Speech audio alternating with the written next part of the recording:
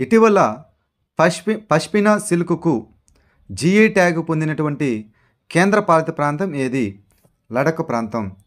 Retina drug delivery కోసం ఏ IIT కొత్త సాంకేతికను అభివృద్ధి చేసింది? ఐఐటి ముంబై.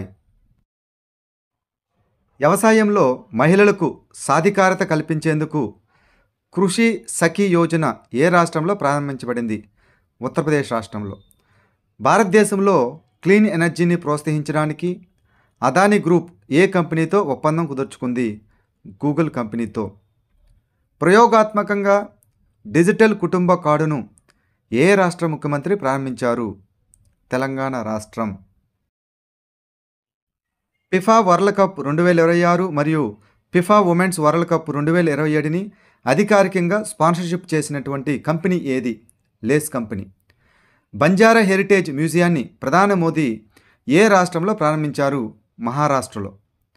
భారతదేశ విదేశీ మారక ద్రవ్య నిల్వలు ఇటీవల ఏ మైలురాయిని అధిగమించాయి? $700 మిలియన్ వరకు అధిగమించాయి.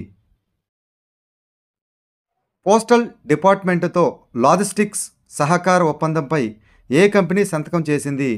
అమెజాన్. చాగోస్ ద్వీపం యొక్క సార్వభౌమాధికారాన్ని ఏ దేశానికి అప్పగించాలని బ్రిటన్ నిర్ణయించింది? మారిషస్ దేశానికి. ఇది హిందూ మహాసముద్రంలో ఉంటాయి ఈ చాగోస్ ద్వీపాలు.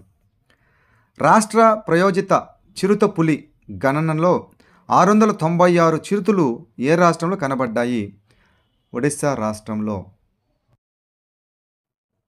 కొత్త జాతి కుమ్మరి కంతిరీగ సూమినస్ సియాన్జెన్సిస్ ఏ ఈశాన్య రాష్ట్రంలో కనుగొనబడింది? అరుణాచల్ ప్రదేశ్ రాష్ట్రంలో. జియోగ్రాఫికల్ ఇండికేషన్, దాన్ని మనం జిఐ ట్యాగ్ అని పిలుస్తారు.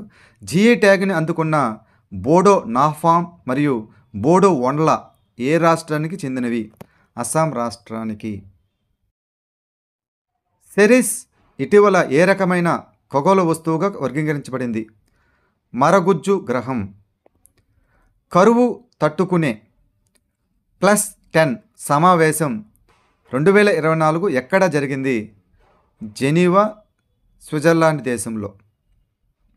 నేషనల్ అగ్రికల్చర్ కోడ్ NACని రూపొందించిన సంస్థ ఏది?